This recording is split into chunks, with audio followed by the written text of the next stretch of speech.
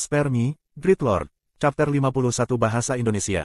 Lusu mengerti apa yang dimaksud si Fei, barang-barang yang dibuat dari penelitian ilmiah ini memang tidak ada bandingannya dengan yang ada di legenda. Tetapi mereka yang ada dalam legenda sangat langka sehingga bahkan si Fei, yang merupakan bagian dari mantel hitam, hanya pernah mendengar dan belum pernah melihatnya. Sepertinya mereka berada di tangan orang-orang yang jauh lebih tinggi dalam organisasi. Adapun alat paduan yang dibuat secara ilmiah ini, mereka mampu melakukan kekuatan magis dan mudah direproduksi.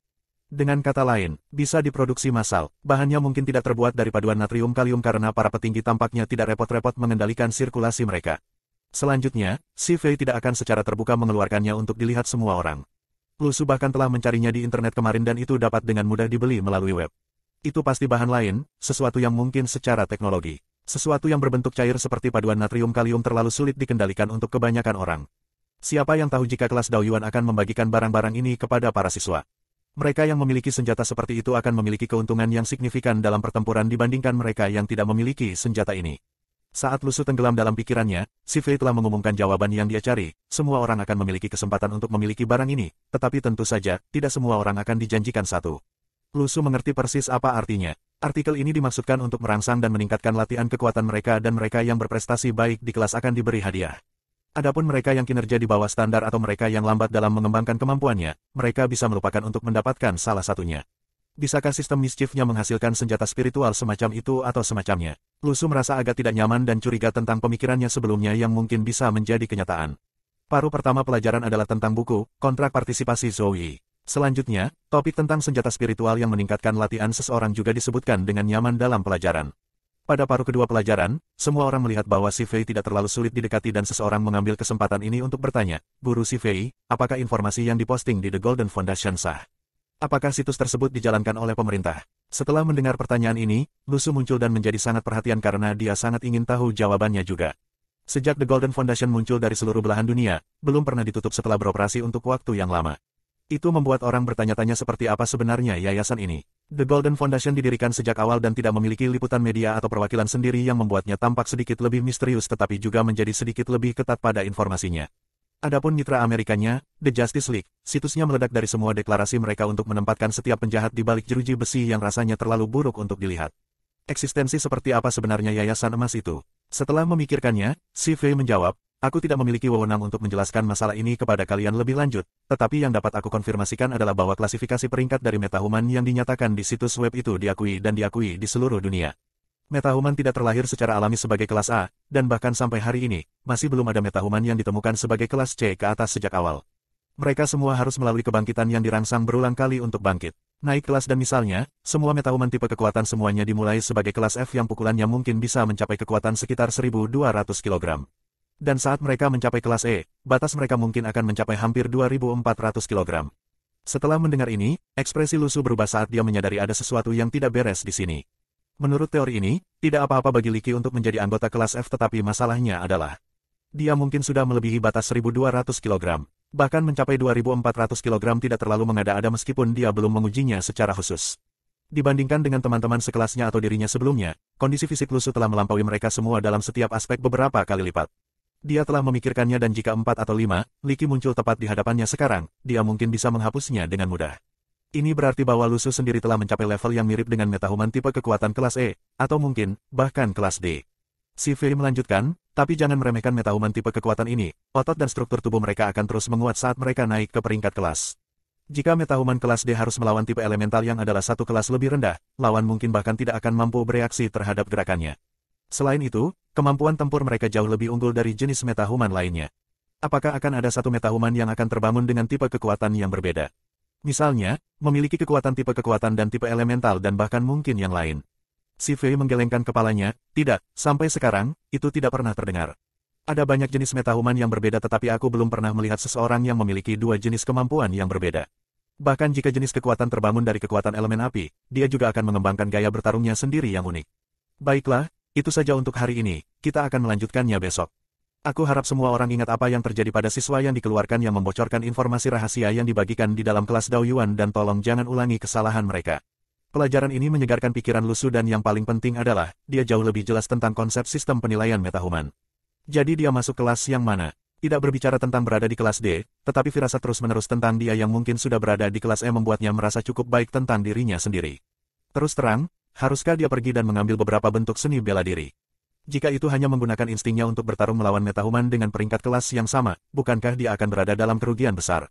Lagi pula, bisakah satu metahuman benar-benar tidak terbangun dengan dua jenis kemampuan yang berbeda? Karena kemampuannya harus dikembangkan, dia tidak bisa dianggap sebagai metahuman yang terbangun secara alami. Lu Su juga merasa bahwa peta dalam dirinya tidak sesederhana hanya meningkatkan kekuatannya. Meskipun dia tidak dapat mempelajari apa sebenarnya yayasan emas itu, Lu Su puas dengan apa yang telah dia pelajari dari kelas hari ini. Kelas akhirnya selesai meskipun hanya 2 jam setiap hari. Mulai pukul 7 malam dan termasuk istirahat setengah jam di antaranya, sebagian besar akan berakhir sekitar pukul 21.30. Lu Su merasa bahwa pengaturan ini cukup baik karena mirip dengan melakukan revisi sendiri di malam hari. Bahkan setelah kelas malamnya, dia masih memiliki banyak waktu untuk dirinya sendiri di rumah. Sudah ada mobil yang berbaris di luar sekolah, mungkin di sini untuk menjemput siswa dari kelas Daoyuan dan lebih dari setengah mobil di luar sana adalah jenis di atas rata-rata. Seperti yang kamu lihat dari sini, masyarakat ini sama sekali tidak adil karena bahkan mereka yang berasal dari kelas Daoyuan kebanyakan berasal dari keluarga kaya. Apakah karena kondisi kehidupan mereka yang lebih baik yang mengarah ke standar fisik yang lebih baik, atau mereka hanya memiliki gen yang unggul? Lu Su tidak yakin yang mana itu. Meskipun sepertinya ini masalahnya, Lu Su bertanya-tanya apakah hal yang sama dapat dikatakan tentang kemampuan untuk membangunkan dan bakat mereka untuk mengembangkan kekuatan mereka. Setidaknya, dia telah melihat video siswa dari latar belakang yang lebih miskin yang terbangun di situs web The Golden Foundation. Terlihat banyak orang tua yang datang untuk menjemput anak-anak mereka tetapi pikiran Lu Su hanya tertuju pada banyak hal yang ingin dia capai hari ini saat dia langsung menuju rumahnya.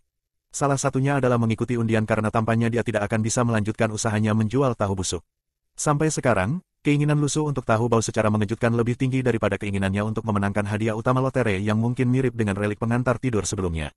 Dan yang lainnya adalah untuk benar-benar menyalakan bintang ke-6-nya malam ini. Saat Lu Su melanjutkan perjalanannya dalam mengembangkan kemampuannya, dia merasa bahwa itu menjadi semakin berarti. Bahkan dunia yang luas ini menjadi semakin indah. Spare Me, Great Lord. Chapter 52 Bahasa Indonesia. Daerah tempat tinggal Lu Su dulunya adalah rumah bagi pejabat dan pejabat di tahun 70-an, yang juga dikenal sebagai halaman keluarga barat. Mengikuti perkembangan kota yang konstan, penghuni asli pindah ke tempat yang lebih baik, meninggalkan rumah lama mereka dengan menyewa atau menjualnya. Bahkan ketika halaman keluarga masa lalu berubah menjadi daerah kumuh masa kini, itu masih dianggap sebagai tempat yang cukup menarik. Lu Su awalnya menyewa tempat itu karena dekat dengan sekolah internasional Luo Cheng yang membuat perjalanan menjadi lebih mudah. Selain itu, apartemen itu memiliki halaman dan gubuk yang biasanya harganya lebih mahal daripada harga yang harus dibayar Lu Su. Ada jalan kecil menuju apartemen mereka saat memasuki tempat itu dan pada saat dia mencapai hamparan pondok mereka, waktu sudah menunjukkan pukul 21.40 dan langit telah berubah menjadi gelap. Saat Lu Su hendak menuju ke apartemennya, pintu tetangganya terbuka. Bibi yang obatnya selalu direcoki oleh Lu Xiaoyu, berjalan keluar saat seorang pemuda mengikuti tepat di belakangnya. Cahaya kuning samar dari ruangan menyelimuti keduanya dan Lu Su terkejut. Pria muda yang berdiri di belakang Bibi itu meninggalkan kesan yang mendalam padanya, Ziwei. Baru tadi malam, Lu Su sekali lagi menyadari bahwa Ziwei menyumbang 1 poin kesusahan padanya. Ziwei telah meninggalkan bekas yang signifikan pada Lu Su, yang tidak seperti yang lain. Dia hadir di tempat di mana insiden itu terjadi pada Liang Che. Dan Lu Su melihatnya lagi dari laporan berita bencana kebakaran tempo hari. Oleh karena itu, Lu Su telah memperhatikan dan secara sadar menghubungkannya dengan situasi metahuman. Satu-satunya masalah adalah dia tidak yakin dengan identitas sebenarnya dari pihak lain dan mengapa dia selalu terhubung dengan insiden yang berkaitan dengan metahuman. Sekarang setelah pihak lain muncul di rumah tetangganya dan bersikap sangat akrab dengannya, Lu Su merasa ada sesuatu yang aneh. Dia tidak pernah berpikir bahwa dia akan memiliki metahuman sebagai tetangga. Mengingat bahwa yang satu adalah bibi yang baik hati dan yang lainnya adalah kakek yang menderita stroke, mereka telah tinggal di daerah itu selama 10+ tahun. Tidak pernah terlintas dalam pikiran Lu Su bahwa mungkin tetangganya sendiri bisa menjadi metahuman karena salah satu dari mereka hanyalah bibi yang baik hati sementara yang lain adalah orang tua yang menderita stroke. Bahkan di antara tetangga, disebutkan bahwa keduanya sudah tinggal di sini selama lebih dari 10 tahun.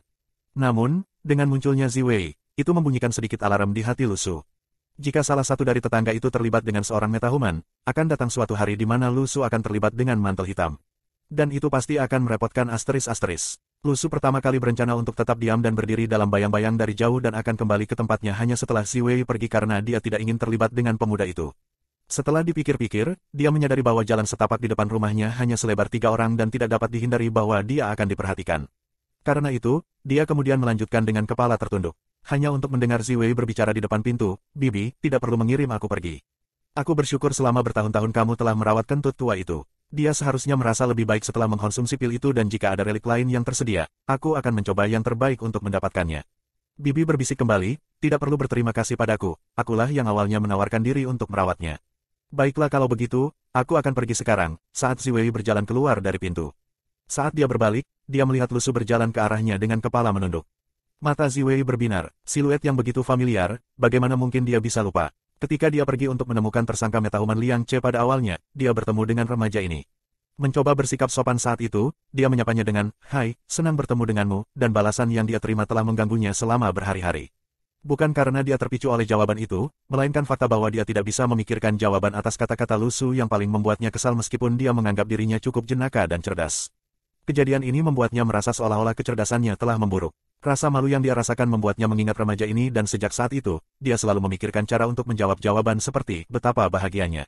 Ziwei merasa bahwa jika dia bertemu remaja ini lagi, dia pasti tidak akan tersandung pada kata-katanya lagi. Kali ini, dia siap dan menantikan ekspresi seperti apa yang akan ditunjukkan Lusu saat dia memberikan jawabannya. Membayangkan wajah Lusu dipenuhi dengan keterkejutan dari jawabannya, dia tidak bisa menahan diri untuk tidak merasa senang. Namun, masalahnya adalah dia tidak dapat menemukan remaja itu lagi. Seolah-olah dia memiliki hulu ledak nuklir yang siap tetapi tidak pernah bisa meluncurkannya, menyebabkan dia merasa tidak enak di dalam. Jika Lusu tahu persis apa yang dipikirkan Ziwei, dia akan mengerti mengapa pria ini memberikan poin-poin mara bahaya kepadanya sampai tadi malam.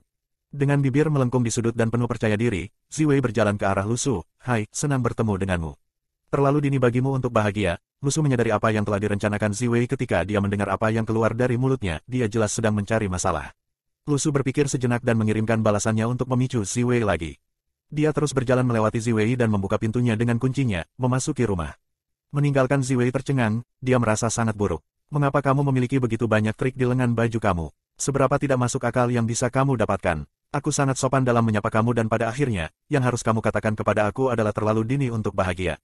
Tidak bisakah kamu menyesuaikan diri dengan alur tindakan yang logis?" Udara dingin di awal musim semi meledak dari tanah dengan kecepatan tinggi sementara Ziwei berdiri terpaku di tanah dengan ekspresi tak ternilai di wajahnya. Dia tidak pernah mengira Lusu akan mengeluarkan balasan yang tidak bisa dia tindak lanjuti. Dari kesusahan Ziwei, plus 419. Ziwei menoleh dengan kaku dan bertanya, "Bibi, apakah dia tinggal di sampingmu?" "Oh, maksud musuh, namanya Lusu." "Ya, dia tinggal tepat di samping kita dan dia anak yang baik." Sambil menertawakan Ziwei yang ditembak jatuh oleh Lusu, seolah-olah dia telah melihat pemandangan yang menarik. Ziwei menarik napas dalam-dalam, "Bibi, bisakah kamu tidak memberitahu siapapun tentang ini?" "Tentu," sambil tersenyum senang. Lusu menutup pintu saat memasuki rumahnya dan melihat titik-titik bahaya yang datang dari Ziwei. Tepat setelah potongan awal 419 poin, titik-titik mara bahaya datang terus-menerus pada tingkat +2+2, dibandingkan dengan tingkat sebelumnya +1+1. Tetapi yang lebih penting, dia tenggelam dalam pikirannya, mengapa Ziwei muncul di sini. Tepat ketika dia mengejutkan Ziwei, Lusu yakin bahwa dari pihak lain datang gelombang energi yang kuat, sayangnya, gelombang energi itu telah melampaui si Fei. Ini, bagaimanapun, adalah sekunder dan apa yang Lusu tidak bisa tidak pikirkan adalah alasan sebenarnya mengapa Ziwei akan muncul di sini. Pada saat dia membuat Ziwei kesal, Lusu yakin dia merasakan gelombang energi yang besar dipancarkan darinya.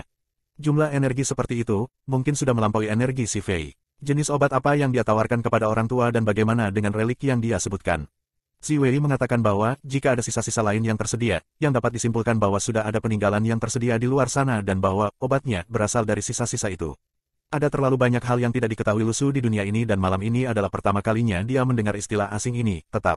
Bahkan jika dia bisa memastikan bahwa Ziwei adalah seorang metahuman, bagaimana dengan identitas sebenarnya dari tetangganya? Bibi itu mengatakan bahwa dia secara sukarela merawat pria tua itu dan menilai dari nada suaranya, rasanya mereka berdua berasal dari semacam organisasi. Ini benar-benar berbeda dari desas-desus di lingkungan yang mencapnya sebagai menantu lelaki tua itu. Apa-apaan, dunia sudah mulai berbelok ke arah yang berlawanan. Bagaimana tetangganya yang biasa mulai menjadi aneh juga. Spare me, Great Lord. Chapter 53 Bahasa Indonesia. Lusu, cepat, buatkan aku krep. Saat Lusu merenungkan masalah Ziwei dan tetangganya, Lu Xiaoyu mulai meminta makanan padanya. Dan sampai sekarang, Lu Xiaoyu sangat percaya bahwa kemampuan Lusu adalah membuat makanan muncul dari udara tipis dan dia pasti bisa membuatkan krepes untuknya, hanya saja dia tidak mau, sungguh orang yang picik. Aku memberitahumu, Lusu, kekuatan supernaturalmu sangat lemah sehingga kamu bahkan tidak bisa membuat kain krep muncul. Bagaimana kamu akan membuat nama untuk dirimu sendiri di dunia metahumans di masa depan? Lu Xiaoyu meratap. Berapa kali aku harus mengatakan ini? Aku tidak bisa membuat krep muncul entah dari mana. Saat Lusu membentak, setelah mengganti sandalnya, Lusu memasuki lotere sekali lagi dengan mengangkat tangannya dan kemudian menyerahkan sebagian tahu busuk kepada Lu Xiaoyu. Di masa lalu, dia akan takut dengan kata-kata, terima kasih telah berpartisipasi, tetapi sekarang, setiap partisipasi undian menghadiahinya dengan seporsi tahu busuk tanpa gagal, haha. Lu Xiaoyu bukan orang yang pilih-pilih makanan dan hanya menerima tahu busuk dari Lusu karena memiliki sesuatu pasti lebih baik daripada tidak memiliki apa-apa kan. Bagaimana dengan film selama akhir pekan? Tanya Lusu. Lu Xiaoyu menatap Lusu dengan kecurigaan di matanya, tiket bioskop mahal, aku tidak mau pergi. Aku tidak lagi menjual telur-telur itu. Aku menjual tahu bau ini dan aku sudah mendapatkan sekitar 100 hari ini karena mereka tidak memerlukan biaya apapun. Mungkin aku akan menjual lebih banyak lagi besok, jadi kita punya uang. Lu Su menjelaskan situasinya dengan gembira. Dia tahu bahwa dia ingin pergi karena dia telah mengganggu Lu Su untuk pergi ke bioskop bersamanya ketika dia tidak dewasa di masa lalu. Dan Lu Su bahkan bisa mengingat judul film yang ingin dia tonton Ice Age 2, The Meltdown. Pada saat itu, Lu Su benar-benar kekurangan uang dan jika dia benar-benar membawanya ke bioskop, dia bahkan tidak akan mampu membeli makanan mereka. Karena itu, dia telah menguatkan dirinya dan dengan kejam menolak keinginan Lu Xiaoyu.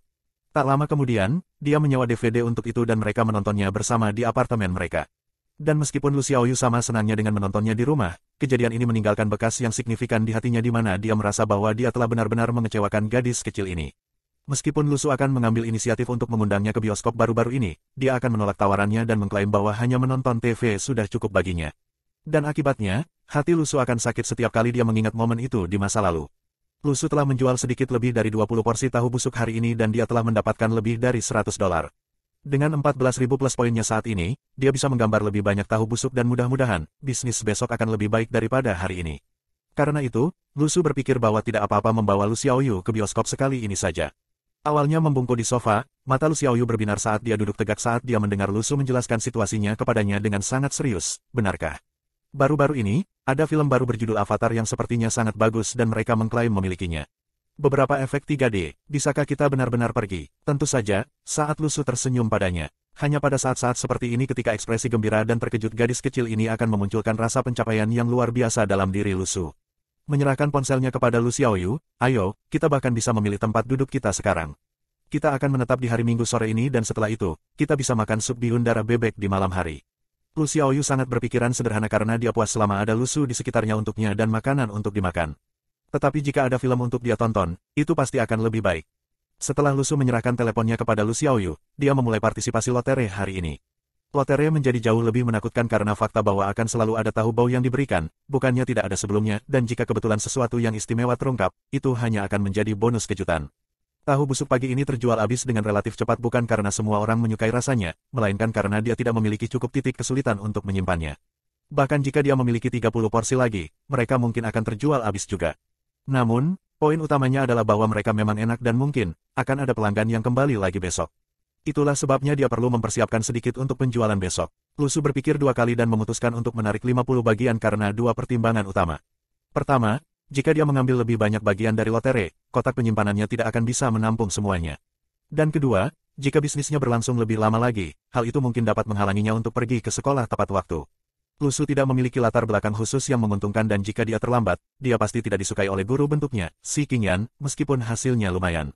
Ini adalah sesuatu yang tidak dia inginkan. Bukannya dia tidak ingin mendengar keluhan dari orang lain melainkan, khawatir dia tidak bisa menahan keluhan itu lebih jauh dan malah membenci mereka kembali. Itu lelucon. Lu Su telah memastikan bahwa itu pasti hanya lelucon. Meskipun 50 porsi tampak terlalu sedikit, itu bisa menghasilkan $250 per hari yang setara dengan $7.500 sebulan.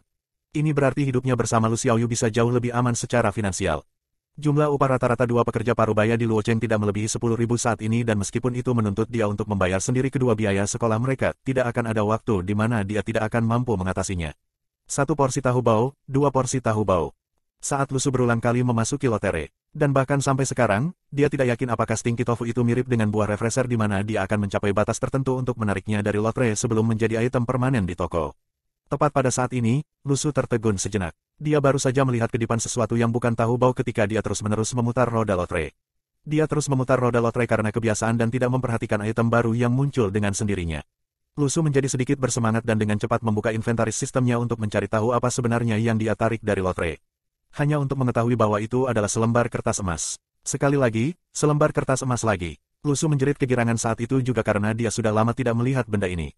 Dan dilihat dari pengalamannya, ini, tanpa diragukan lagi, adalah kemampuan baru baginya. Sampai sekarang, dia hanya memiliki metode untuk mengolah kekuatannya tetapi tidak memiliki kemampuan teknis yang sebenarnya. Dia saat ini merasa bahwa yang dia miliki hanyalah kemampuan pasif yang kosong yang membuatnya hanya bisa bertarung jarak dekat dengan orang lain yang terasa sangat biadab baginya. Jika kali ini untuk memberdayakannya dengan keterampilan kemampuan yang sebenarnya, itu akan sangat luar biasa. Keterampilan ini sebaiknya menjadi salah satu yang bisa menghancurkan langit dan bumi atau bahkan sekuat palem Buddha surgawi. Dan sebelum berperang dengan seseorang, dia bisa bertanya kepada mereka apakah mereka pernah mendengar tentang keterampilan yang akan turun dari surga dan menghancurkan mereka, yang akan sangat keren. Atau bahkan bisa jadi teknik pedang yang memungkinkan dia mengendalikan pedang di udara atau pedang yang bisa membelah langit. Dia bisa melangkah di atas pedangnya bersama dengan Lu Xiaoyu dan pergi ke segala macam tempat yang akan membantunya menghemat biaya perjalanan mereka, ide yang sangat efisien secara ekonomi. Untuk orang terpilih seperti Lu Su, tidak ada gunanya memiliki harapan besar baginya untuk memiliki ambisi besar. Bahkan jika dia mempelajari keterampilan yang memungkinkan dia untuk mengendalikan pedang terbang, hal pertama yang ada di pikirannya adalah membawa Lu Xiaoyu untuk bersenang-senang. Benar-benar anak nakal yang putus asa. Setelah mengambil item dari inventarisnya, Lu Su mengamati kata-kata yang tertulis di kertas dan kali ini merasa agak canggung. Mereka tidak terbaca olehnya. Bagaimana cara menggunakan ini? Aku baik-baik saja dengan menyanyikan lagu pengantar tidur lagi, tetapi bagaimana aku bisa menyanyikan sesuatu jika aku bahkan tidak bisa membacanya? Tepat pada saat ini, Lu Xiaoyu berjalan dan dengan rasa ingin tahu bertanya, Lu Su, apa itu di tanganmu? Dan saat dia mendekatinya, kertas emas itu tiba-tiba hancur menjadi sekelompok bubuk berwarna emas yang melayang ke tubuh Lu Xiaoyu. Setelah kertas emas itu menghilang, Lu Su merasakan ketidaksabaran dari kertas itu. Sepertinya dia akan mencari tuannya sendiri. Spare me, Great Lord. Chapter 54 Bahasa Indonesia. Lu Su, apa ini? Lu Xiaoyu berseru ketika dia melihat halaman emas berubah menjadi debu emas dan mulai menyebar ke tubuhnya. Aku tidak melakukan apa-apa. Lu Su menjawab, ini pasti milikmu. Dia juga bingung dengan apa yang baru saja terjadi tetapi ketika dia memegangnya, tidak ada reaksi. Namun, saat Lu Xiaoyu mendekatinya, itu terjadi dan satu-satunya penjelasan adalah bahwa ia mengenali Lu Xiaoyu. Cobalah rasakan sesuatu, lihat apakah ada sesuatu yang aneh terjadi pada tubuhmu, tanya Lu Su penasaran. Dia ingin tahu kekuatan macam apa itu. Lu Xiaoyu melakukan apa yang diperintahkan dan menutup matanya. Tiba-tiba, dia membuka matanya dan berseru, ada peta ini di kepalaku dan di dalam peta itu ada 7 nebula. Apa? Lu Su benar-benar terkejut, apakah kamu yakin? Bagaimana itu bisa terjadi? Mungkinkah itu kekuatan yang sama denganku? Aku yakin, Lu Xiaoyu mengangguk, ada 7 nebula dengan ukuran berbeda. Aku merasa seperti, aku bisa berkomunikasi dengan galaksi. Ada bayangan gelap seperti ini yang bergerak ke dalam peta dan ada sebuah bintang kecil. Yang aneh masalahnya adalah peta itu sangat terang tetapi bintang-bintang itu seperti bintik hitam. Bukankah bintang seharusnya terang? Tapi, mengapa Lu Xiaoyu tidak menyanyikan, Twinkle Twinkle Little Stars? Persetan, Lu Su kesal. Kenapa dia harus menyanyikan lagu itu tapi Lu Xiaoyu tidak? Sesuatu pasti tidak benar. Mungkin dia fokus pada detail yang salah. Lu Su sedang berpikir keras. Berdasarkan deskripsi Lu Xiaoyu, petanya sedikit berbeda dari petanya. Petanya sendiri gelap gulita dan hanya dengan membuka bintang baru dia bisa menerangi sebagian kecil darinya. Tapi peta Lu Xiaoyu sudah terang dan bintang-bintang sudah gelap. Setelah menyanyikan lagu itu, langit yang muncul di dalam dirinya dipenuhi dengan bintang-bintang yang terang. Tetapi bagi Lu Xiaoyu, bintang-bintang muncul sebagai bayangan gelap. Dia cerah sementara miliknya gelap, apa hubungannya? Tak satu pun dari mereka tahu. Mantel hitam mungkin juga tidak tahu. Ini benar-benar aneh, apalagi yang kamu ketahui tentang bayangan di dalam kepalamu itu, apakah ada hal-hal aneh?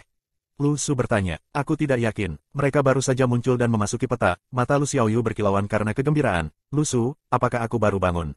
Hehe, benar, aku yakin itu, Lu dia sedikit iri. Dia tidak perlu menyanyikan lagu apapun dan pelatihannya bahkan otomatis. Mungkinkah ini kekuatan unik si gelandangan malas? Lu Xiaoyu juga tidak perlu mengorbankan tidurnya untuk berlatih karena dia tidak perlu mengerahkan upaya apapun untuk mengarahkan bintang-bintang ke dalam peta. Sistem macam apa ini dan bagaimana bisa begitu merepotkanku? Masih belum terlambat bagiku untuk mengubah kekuatanku. Tapi sebaiknya segera, pikir Lu Su. Pada saat ini, Lu Su membeli buah surgawi dari toko dan menawari Lu Xiaoyu, makan ini dan lihat apakah terjadi sesuatu. Tetapi saat tangan Lu Xiaoyu menyentuh buah itu, ia segera menyebar menjadi debu bintang terang yang menembus ke dalam Lu Su. Lu Su tahu ada yang tidak beres. Logikanya, jika buah penyegar bisa ditawarkan kepada orang lain, mengapa buah surga berbeda? Itu pasti karena kekuatan baru yang diperoleh Lu Xiaoyu yang menolak buah surgawi. Ini benar-benar aneh dan Lu Su memiliki banyak pertanyaan. Mungkinkah kekuatan Lu Xiaoyu adalah kebalikan darinya? Masih ada beberapa perbedaan lain dalam kekuatan mereka. Lu Su melihat ke telapak tangan Lu Xiaoyu. Di telapak tangannya sendiri ada tanda pohon muda dengan 5 daun yang melambangkan membuka 5 bintang tetapi tidak ada tanda di telapak tangan Lu Xiaoyu. Dan Lu Su memiliki bola api putih di dalam hatinya yang tidak dimiliki Lu Xiaoyu. Karena Lu Su tidak tahu apa-apa, dia memutuskan untuk tidak memikirkannya terlebih dahulu. Tapi apa yang dimiliki Lu Xiaoyu memang sebuah bentuk latihan dan jika dia bisa dengan cepat membuka bintang-bintang dan mendapatkan kekuatan manusia super, ini akan membuat Lu Su merasa lebih nyaman. Lu Xiaoyu juga mulai terlihat lebih menarik dan siapa yang tahu kapan pelaku kejahatan akan muncul. Mampu melindungi dirinya sendiri dapat mengurangi kekhawatiran Lu Su. Akan sangat mengerikan jika Lu Xiaoyu diculik. Kali sebelumnya ketika Lu Xiaoyu pergi menjual telur, Paman Li telah memperingatkan Lu Su tentang seorang pria yang memukul wanita muda itu. Ini juga mengapa Lu Su tidak membiarkan Lu Xiaoyu menjual telurnya sendiri sampai Paman Li dan yang lainnya menawarkan untuk mengirim Lu Xiaoyu pulang. Tapi sekarang benar-benar tidak perlu khawatir. Dalam waktu setengah bulan lagi, jika Lu Xiaoyu bertemu dengan orang jahat, pukulannya yang sangat kuat akan menghancurkan mereka. Dan dengan pikiran tajam Lu Xiaoyu, dia dapat dengan mudah membedakan yang baik dari yang buruk. Tapi Lu Su tetap harus mendidik Lu Xiaoyu untuk tidak menggunakan kekuatannya secara impulsif. Dia mulai berbagi tentang keberadaan jas hitam, donor darah Del kepadanya. Lu Su memastikan bahwa Lu Xiaoyu telah memahami semua itu dan mereka mencapai konsensus. Mereka berdua duduk di sofa dan berbicara tentang kemampuan mereka sepanjang hari. Lu Su memberitahu Lu Xiaoyu segalanya tentang situasinya dan Lu Xiaoyu akhirnya percaya bahwa Lu Su tidak bisa membuat krepes. Akhirnya, meskipun dia telah berhenti meminta Lu Su untuk krepes, dia masih berhasil menerima 2 porsi tahu busuk darinya setiap hari, apapun yang terjadi. Lu Xiaoyu menggosok matanya. Lu Su, aku mengantuk. Bisakah kau ceritakan dongeng sebelum tidur? Tidak mungkin, kamu terlalu tua untuk mendengarkan cerita seperti itu. Lu Su menggerakkan mulutnya. Dari kesusahan Lu Xiaoyu, plus 199.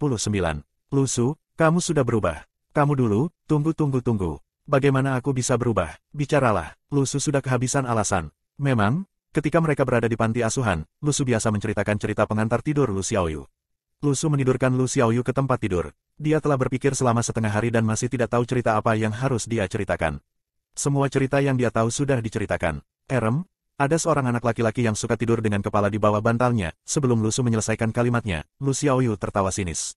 Lu Su, apakah kamu mengarang sesuatu untuk menipuku? Kamu benar-benar berubah, biarkan aku menyelesaikannya. Ada seorang anak laki-laki yang suka tidur dengan kepala di bawah bantal dan coba tebak. Ketika dia bangun, dia menemukan peri telah mengambil semua giginya. Lu Su tertawa terbahak-bahak, hahaha, aku yakin kamu belum pernah mendengar yang ini. Lu Xiaoyu, dari kesusahan Lu Xiaoyu, plus 399. Spare me, Great Lord. Chapter 55 Bahasa Indonesia. Mendengar cerita anak laki-laki itu, Lu Xiaoyu menatap Lu Su dengan tenang dan berkata, Lu Su, ada sesuatu di wajahmu. Lu Su ragu-ragu sejenak, menyentuh wajahnya tanpa sadar. Ada apa? Apa aku tidak membersihkan mulutku setelah makan? Tidak, hanya saja tatapan jijikku ada di wajahmu, kata Lu Xiaoyu sambil menutupi dirinya dengan selimut, berbalik dan pergi tidur. Pergi sekrup sendiri, Lu Su berbalik dan berjalan keluar ruangan dengan kesal. Lidah beracun Lu Xiaoyu sama seperti lidahnya dan seolah-olah kedua saudara kandung itu bersaing untuk membuat orang marah demi mencari nafkah.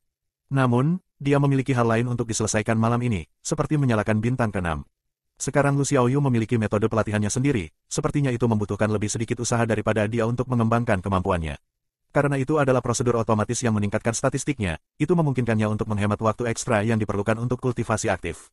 Ini memang sangat tidak masuk akal, namun tanpa dia ketahui, seberapa cepat Lu Xiaoyu bisa mengembangkan kemampuannya.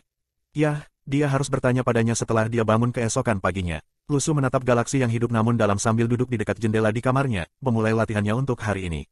Setelah berlatih sepanjang malam, dia telah mencapai efek dari 2 buah surgawi.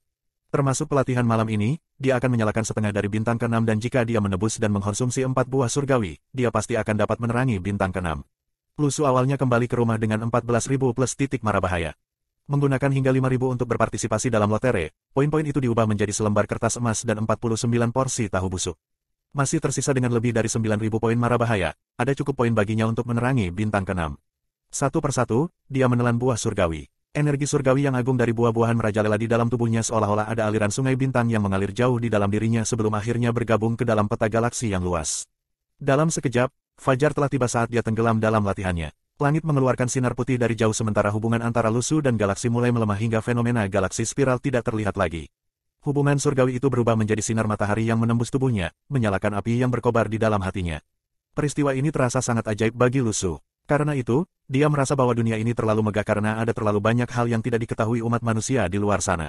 Setelah dia menyalakan bintang ke-6, cahaya bintang dari dalam menjangkau dengan hangat sejenak.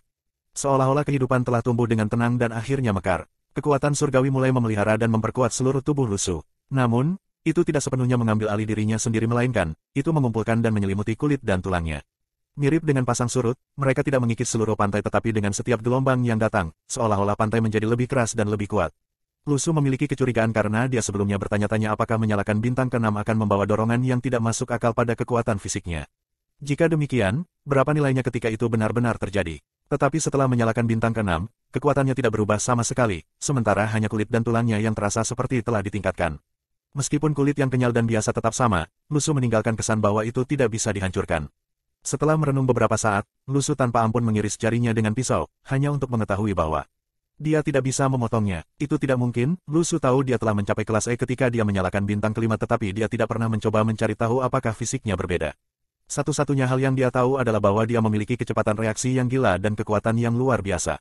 Sekarang, dia secara mengejutkan menemukan bahwa setelah bintang ke-6 menyala, dia menjadi tidak bisa ditembus. Apa artinya ini bagi metahuman lainnya? Apakah metahuman tipe kekuatan kelas E memiliki sifat seperti itu? Kemudian dia ingat, apakah seperti yang dikatakan si Fei, bahwa metahuman tipe kekuatan memiliki ketahanan terhadap kerusakan. Jadi ini yang si Fei bicarakan. Para metahuman tipe kekuatan itu memiliki ketahanan terhadap kerusakan fisik. Dia tidak yakin apakah metahuman tipe kekuatan lain akan mengalami efek yang sama pada kemajuan mereka ke kelas E, tetapi hanya waktu yang akan menjawab. Kekuatan fisik semacam ini terasa agak tidak sopan. Meskipun pisau tidak bisa mengiris kulitnya dalam eksperimennya sendiri, Lu Su tidak mengerahkan seluruh kekuatannya pada pisau itu. Dalam situasi yang realistis dan mengancam jiwa di mana lawannya akan menggunakan senjata tajam dan seluruh kekuatannya, dia mungkin tidak akan bisa melindungi lehernya sendiri agar tidak terlepas. Oleh karena itu, senjata api akan menjadi sesuatu yang pasti tidak bisa dia tahan. Situasi ini tampak agak mengecewakan dan dengan era metahuman, tidak memiliki kemampuan untuk mengatasi senjata api berarti masa depan dan kebebasan yang suram. Selain itu, atribut pertahanan yang diperoleh tampaknya tidak terlalu luar biasa dan tubuhnya masih bisa dihancurkan. Masalah utama adalah bahwa kekuatan Lu Su sangat besar dan kekuatan sebesar setengah dari kekuatannya mungkin diperlukan untuk menyebabkan kerusakan fisik padanya. Jika demikian, bagaimana dengan metahuman lainnya? Bahkan jika seorang metahuman kelas F seperti Li Qi akan menyerangnya, itu akan mirip dengan permainan di mana dia hanya akan menderita kerusakan 1-1. Ini mungkin, perbedaan antara kelas E dan F. Lu Su sangat gembira saat memikirkannya. Setidaknya dia jauh lebih kuat daripada anak-anak lain yang seumuran dengannya, bukan? Bagaimana jika dia telah menyelesaikan nebula pertama di peta, apakah bintang-bintang akan mengejutkannya lagi? Dia dengan gembira pergi untuk membangunkan Lu Xiaoyu. Lu Xiaoyu, lihat peta dan lihat apakah ada perubahan. Lu Su, tahukah kamu bahwa ini baru pukul 6, kata Lu Xiaoyu dengan marah. Dari kesusahan Lu Xiaoyu, plus 199, jangan buang waktu lagi, jawab Lu Su dengan gembira, cepat, rasakan. Lu Xiaoyu fokus sejenak, ada 3 bintang yang padam sepenuhnya. Sehubungan dengan peta Lu Su sendiri, itu akan mirip dengan memiliki 3 bintang yang menyala. Lu Su merasa seolah-olah seluruh dunia telah runtuh menimpanya. Untuk menyalakan 3 bintang pertama pada awalnya, ia membutuhkan total 2 buah surgawi. Bisa dikatakan, kecepatan kultivasi Lu Xiaoyu tadi malam mirip dengannya. Masalahnya adalah dia tidur nyenyak. Tidur sambil secara otomatis mengembangkan kemampuannya dengan kecepatan yang sama dengannya. Bisakah lelucon ini berhenti? Lu Su, apa kemajuanku sedikit lambat? Berapa banyak bintang yang sudah kau nyalakan? Aneh, kenapa aku tidak bisa mengembangkan kemampuanku dalam sehari? Lu Xiaoyu bertanya dengan rasa ingin tahu. Haha. Ya, ini agak lambat. Aku akan membuatkanmu sarapan sekarang. Lu Su menolak gagasan untuk melanjutkan topik karena sama sekali tidak ada salahnya dilakukan jika tidak ada perbandingan yang dibuat. Keduanya telah mengkonsumsi 8 buah penyegar masing-masing dan sayangnya, memiliki kecepatan kultivasi yang sama. Akan tetapi, buah yang sangat menarik. Akankah suatu hari tiba ketika Lu Xiaoyu mengejarnya? Karena dia adalah kakak laki-laki, di mana dia akan meletakkan harga dirinya jika itu benar-benar terjadi. Dengan Lu Xiaoyu yang sudah bisa tumbuh dengan pesat, bukankah akan buruk jika dia mengejar kemampuannya saat ini?